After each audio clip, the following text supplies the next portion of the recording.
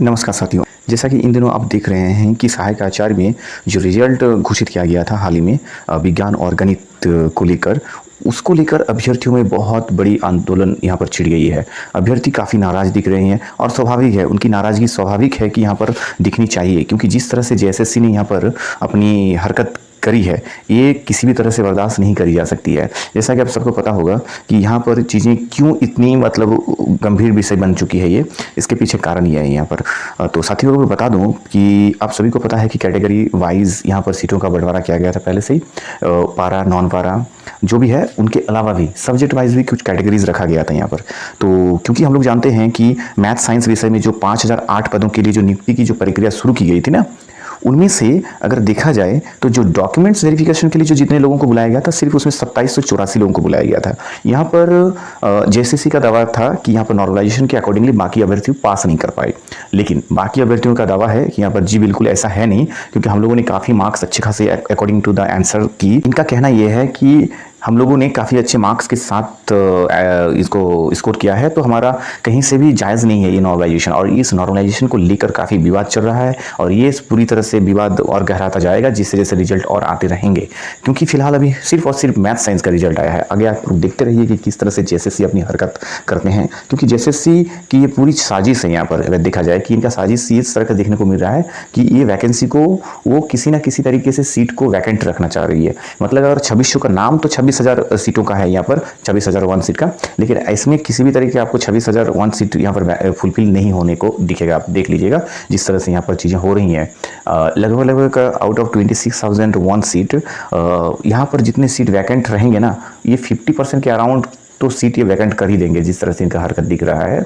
और अब देख सकते हैं यहाँ पर 5008 पदों के लिए जो इनका मैथ साइंस का जो वैकेंसी था, उनमें से सिर्फ और सिर्फ 2784 का डॉक्यूमेंट्स वेरिफिकेशन किया, बाकी का तो चांस ही नहीं है।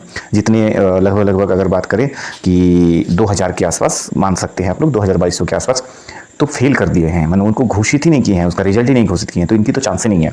हाँ, रही बात यहाँ पर 2784 अभ्यर्थियों का डॉक्यूमेंट वेरिफिकेशन का, उनमें से 1661 को ही इन्होंने अपने रिजल्ट में जगह दी है, और बाकी इनमें देखा जाए तो लगभग यहाँ पर 1171 के आसपास विद्यार्थियों का मतलब उन्होंने रिजल्ट रोक के रख दिया है। इस बात को लेकर रोका है, इस बात के पीछे मतलब ये कोर्ट का कुछ एक दो केस चल रहा है, जिनको लेके इन्होंने कहा कि हम इसको रिजर्व रख रहे हैं। इनका लगभग 300 से 400 के आसपास रिजल्ट घोषित कर सकते हैं सेकंड लिस्ट के लिए रिजल्ट का। तो ये चांसेस अब दिखने को तो बहुत कमी दिख रहा है, बाकी तो वैकेंट ही रहने वाले हैं। तो ये रही बात मैथ साइंस के 5008 में से लगभग 1661 दिए हैं और कुछ 400 पकड़ लीजिए 2000। तो 2000 अगर 5000 में से 2000 आया तो इसका मतलब आप समझ सकते हैं कि 50% भी रिजल्ट नहीं हुआ।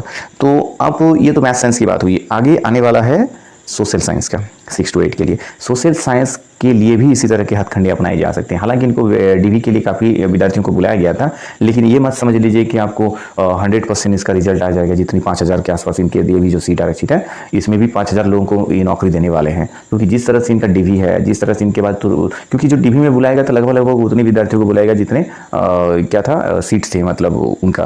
तो यहाँ पर भी वो कुछ लॉजिक देखिए, यहाँ पर देखिएगा कि आउट ऑफ 5000 में वो 3000 3,500 लोगों का में भी मतलब यहाँ पर रिजल्ट डिक्लेयर कर सकते हैं, बाकी 1500 तो अपने जेब में रखेंगे ही रखेंगे। और रही बात 1 to 5 का जो रिजल्ट है, वो उसके लिए थोड़ा सा भी टाइम है, तो उसके लिए तो काफ़ी सारे कॉम्प्लिकेटेड है, वो चीज़ में बहुत सारे कॉम्प्लेक्स चीज़ें वहाँ पर शामिल है, तो उनके लिए इसलिए समय मांगा जा रहा है वहाँ पर।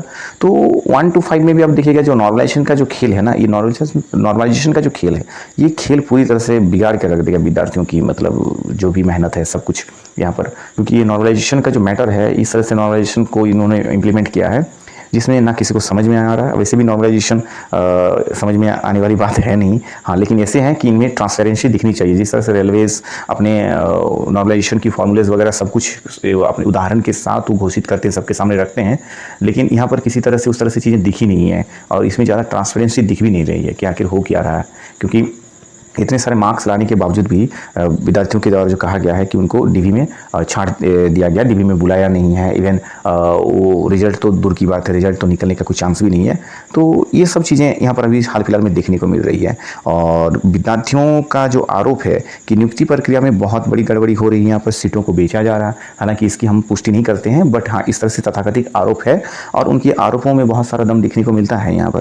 क्योंकि सहायक आचार्य नियुक्ति परीक्षा के रिजल्ट पर तो विवाद गहराया हुआ है, काफ़ी सारे सारे विद्यार्थी कोर्ट की तरफ जा रहे हैं। कोर्ट की तरफ हालांकि कुछ की तो केसेस यहाँ पर कोर्ट में सुनवाई भी हो चुकी है, प्रक्रिया शुरू हो गया है।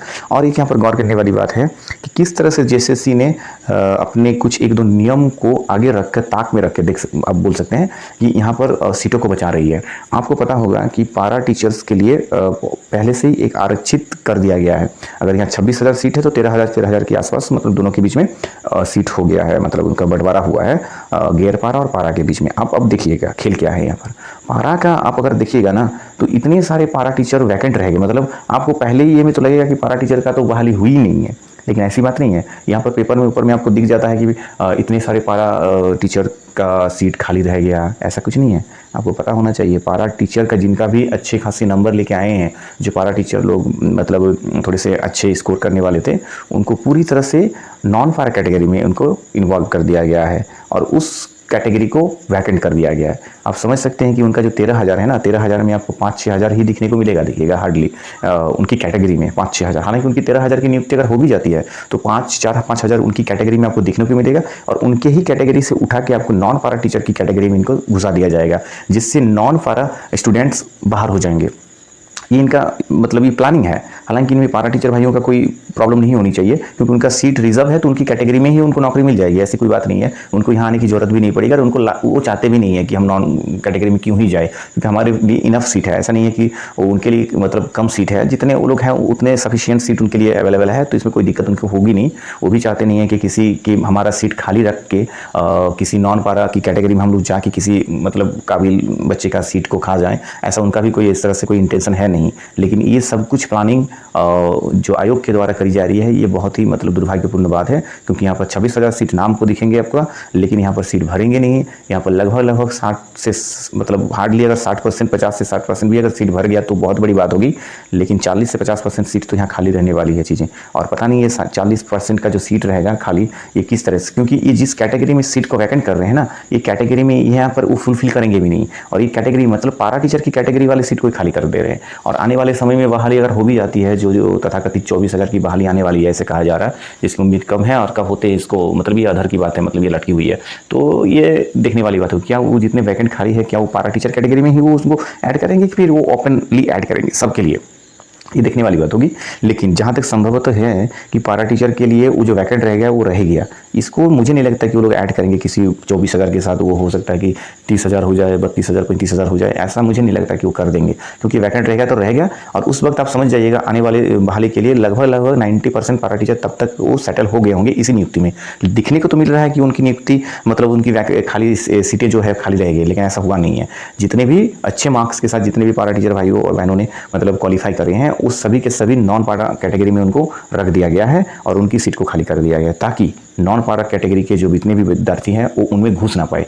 और उनमें इसलिए ना घुस पाए क्योंकि उन्होंने बोला है कि उनको तो हम लोग आरक्षित करके रखे हैं, और आरक्षित जब करके रखे हैं और उनके लिए जब पर्याप्त सीटें हो रही है और वो उसी में एडजस्ट हो जा रहे हैं, तो फिर आपको यहाँ पर उनको निकाल के फिर नॉन कैटेगरी में क्यों लाना है। वैसे ही नॉन कैटेगरी में फाइटिंग तो बहुत ज़्यादा हो रही है, तो यहाँ पर भी चीज़ें हो रही है। आने वाले समय में देखना होगा कि किस तरह से 6 to 8 वाला देखने को मिलेगा SST के लिए, और 1 to 5 के लिए भी इसी तरह की चीज़ें होने वाली है। तो सभी विद्यार्थियों से एक निवेदन भी रहेगा कि आप इस पर थोड़ा सा तत्परता के साथ आयोग के आसपास मतलब आयोग के साथ संपर्क में रहिए, चीज़ें क्यों हो रही है, कैसा हो रही है। और देखिएगा 26,000 में आपके करीब 13,000 14,000 सीट भरने के बाद बाकी सीटें खाली रह जाएंगी, और ये सीटें कभी ना भरेगी और कभी भी, और ना ही अगले बहाली में इसको ऐड किया जाएगा।